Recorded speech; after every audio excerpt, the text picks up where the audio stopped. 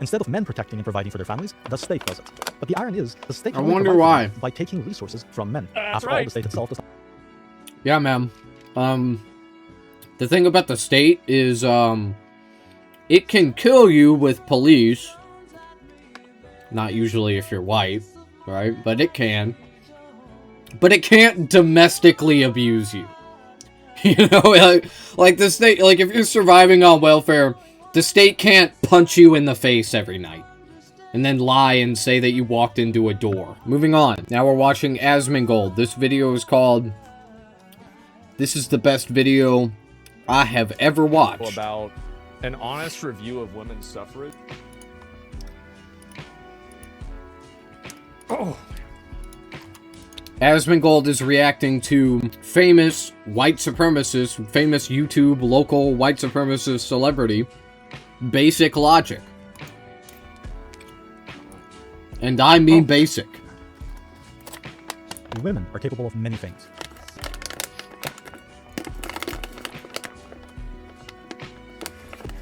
But voting well doesn't seem to be one of them. In their defense, men don't vote that well either, but they're still considerably better on average. In this video, we go over the political gender gap, the causes behind it, and some ancient wisdom to give an honest review of women's suffrage. And if you enjoyed, consider subscribing, it helps the channel. First, let's get some basic things out of the way. Contrary to propaganda, we do not live in a patriarchy. Collectively, Fuck no. I wish. It was a lot better when we did. women have more power. It's better for women whenever we did. Less than men do. We live in democracies where everyone can vote, and women both outnumber men and have a higher voter turnout.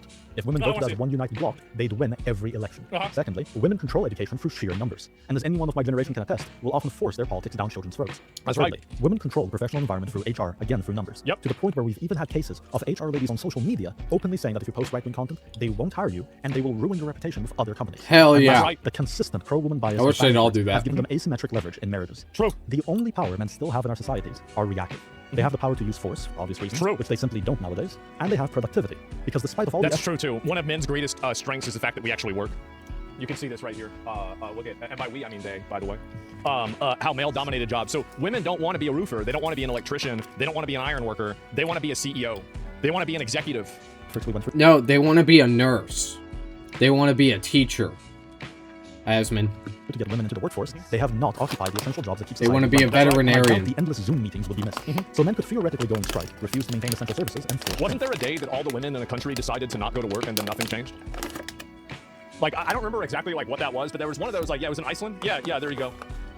Yeah, nothing happened. But as long as the status quo remains, women collectively are in charge. So what have they done with all this power? The Greek playwright Aristophanes, referred to as the father of comedy, wrote a play 2,400 years ago where he predicted the outcomes of what would happen if women took control of politics, called the Assembly of Women. His predictions included massive welfare expansion and equity focus, enabling free riding and draining the treasury, hostility to private property and private relationships, erosion of the family unit, the state as a subsidy provider, weakened commitment, chaotic dating markets, and ironically fiercer female competition, as well as the punishing of masculine traits, leading to more effeminate men. 2,400 years ago? Holy shit. Wow. Aristophanes was eerily prescient, with modern voting data showing women, on average, strongly backing the patterns he warned about. Well, it's only true for single women. Married women vote a lot more conservative. Men are still more conservative at every ratio, but women are also, on average, conservative. See, women, the reason why single women vote for the far left... It depends on the age group. ...stuff is because it's simple. They don't have a man to take care of them, so the state has to take care of them. Somebody's got to do it. It's not going to be them. An 8 to 15-point swing over men in favor of increasing welfare beyond its already extensive size, a 20-point swing in favor over men in support of increased gun control, and as much as a 15-point swing over men in favor of mass immigration. That's right. And perhaps something not even Aristophanes would have predicted. And nuclear power is another one. 56% in favor of killing their own unborn kids for any reason. A 15-point gap compared to men. Looking at the downstream social effects, declining families, rising spending, polarization, Assembly of Women feels less like satire and more like a warning. There are two clear patterns here. Firstly, many women are clearly voting to use the state as a substitute husband. Instead of men protecting and providing for their families, the state does it. But the irony is, the state wonder why. By taking resources from men. After all, the state itself does not. Yeah, ma'am. The thing about the state is, it can kill you with police. Not usually if you're white, right? But it can. But it can't domestically abuse you. You know, like the state, like if you're surviving on welfare, the state can't punch you in the face every night. and then lie and say that you walked into a door. Does not produce anything. That's right. In essence, this is a form of forced disenfranchisement against men. Exactly. Men's naturally advantaged ability to protect and provide was once leverage for them in the dating market. Leverage now they being could use taken to get away. a higher quality spouse. But by these being This forced was promised to me 2,400 years ago. taken from them and given for free to women, Yep. men's value and agency have been vastly reduced. That's right. One of the only things nowadays that men get to keep entirely for themselves is their own physical attractiveness. Yep. Historically, physical attractiveness is a trait women would use for more leverage in the dating market. But since that's all that men have left for themselves, it explains the recent trend of men becoming so obsessed with their appearance, and as a result becoming more effeminate. People blame dating apps and social media for the extreme focus on male appearance, but the fact that so many other aspects of masculinity have been forcefully substituted by the state seems like the greater cause. Since men are now less This is a really based video. Oh my god. This might be the best video I've ever seen in my life. incentivized to acquire the necessary masculine skills to protect and provide, they'll do so less, and focus instead on more rewarding feminine traits. And as such, the state will have less and less masculinity to draw on, ultimately leading to less provision and protection for society over time, as we're already seeing. Everything gets There's worse. some nuance though, because while women generally have been treating the state as a substitute husband, there are certain groups of women who will absolutely not vote this way, and in fact despise this behavior. That is, women who themselves have long-lasting successful relationships with men. This is intuitive. The less successful a woman is in establishing a strong private relationship with a man, the more likely she is to try to use the state to redistribute masculinity towards her. Meanwhile, if a woman is successful in that pursuit, the less likely she is It's always the to share her man. This is effectively the libertarian versus welfare debate, except proxied through relationships. Yep. As such, societies that encourage promiscuity, polygamy, and non-commitment are effectively a form of socialism for undesirable women. As men and women continue a form of socialism encourage promiscuity through relationships. As such, societies that encourage promiscuity, polygamy, and non-commitment are effectively a form of socialism for undesirable women. Oh my god. Wow. This is crazy. As men and women continue to drift apart and fail to establish long-standing relationships, the more appealing this form of socialism becomes for them. This again mirrors Aristophanes' prediction, where in the play, the assembly women forced men's attention. Also, by the way, being ruled over by women was literally a curse from the Old Testament. Like, this is, I mean, we didn't just, like, it wasn't just him, is what my point is. To be shared with less desirable women. The second pattern of female voting is supporting whatever the current thing is. That's right. I gave you the stat about Consensus. modern-day voting issues, where you see women giving significantly more support to liberal mainstream ideology that we've all been taught in school. But Because if you rewind the clock some decades back to when mainstream institutions were They're gonna be conservative, way more you conservative. see women being more conservative than men. That's right. Why? Because it was the current thing. Women are, on average, 5 times. more agreeable than men. Not more, 5 times more likely to exhibit own group bias. The consequence of agreeableness is the fear of going against the perceived consensus. Yep, exactly. As such, women operate less as independent voters, but rather as parrots of institutions. You know it, I know it, everybody knows it. If the dominant institutions are conservative, women will broadly be conservative. This is why I've said before that you have to change consensus. Unless you want to take away their right to vote, you have to control institutions and control consensus. This is exactly the reason why. I never really explained that, but that's why. And there are men that think like this too.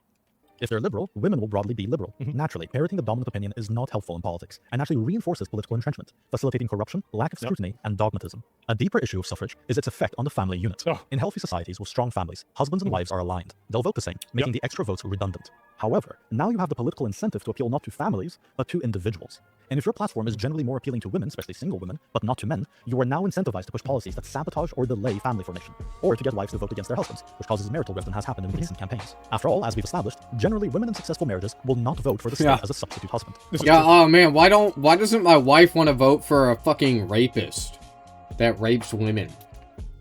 Damn, lie. That I try to bring up a lot is that, like, it's only single and married women that are the problem. The married women aren't really the problem. I mean, they are, but like not really. It's not the main problem. This means that at best, women's suffrage is largely redundant, and at worst, it politically incentivizes the subversion of the family, and therefore, the future of your nation. The problem to you is young people. Okay, especially young people of today. Gen Z. Read it and weep. This is a weakness that's unique to women's suffrage. As while you We love communism. Husbands through the roles of protector and provider, the state is incapable of providing men with what they'd want from a wife. Well, and if they did, the thing is that, like, if the state went, like, if you want to see women make the Gestapo overnight, they're gonna make fucking Adolf Hitler's secret police, create an immigration program that only allows attractive women from other countries. We have Adolf Hitler's secret police. What the fuck are you talking? You think they're gonna have Adolf Hitler's secret police for white people? Is that what you think women are gonna create the Gestapo that hunt and kill whitey and it's made up of fucking immigrants? Guatemalans? Dude, ICE already is made up of Guatemalans. And neo-Nazi. And white neo-Nazis as well. Like, that immediately, bro. Like, you're talking about, like, that's gonna be overnight. Overnight, shit's gonna change. I vote for that, yeah. With measurements? Exactly. Like, no fatties. Market, on the other hand, fully exploits single men. But that's a topic for another day. It is. So here's my honest review of women's suffrage. We're now in a situation where family formation is at an all-time low, reckless government spending at an all-time high, men and women are lonelier and more depressed than ever, dominant political institutions are more entrenched than ever, and every single policy that led to these outcomes are consistently upheld by the female vote. In a way so predictable, the ancient Greeks were laughing at us over 2,000 years ago. 0 out of 10 would not recommend opening a door for total societal collapse again. I'm gonna link you guys this video. I think this might be the best video I've ever seen. This Wow. might be the best video. This is an incredible video. What an important video to see.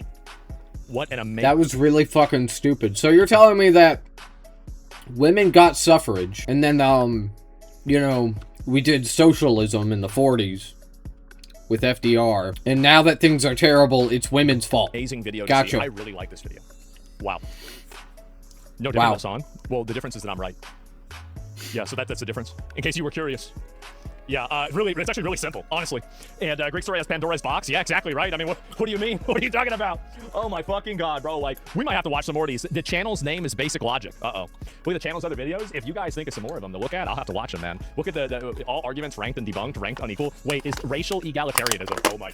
Bro, is this dude? Oh, fuck. Okay, I'm gonna have to watch that tomorrow. That is crazy. Holy shit. Yeah. Like I said, famous racist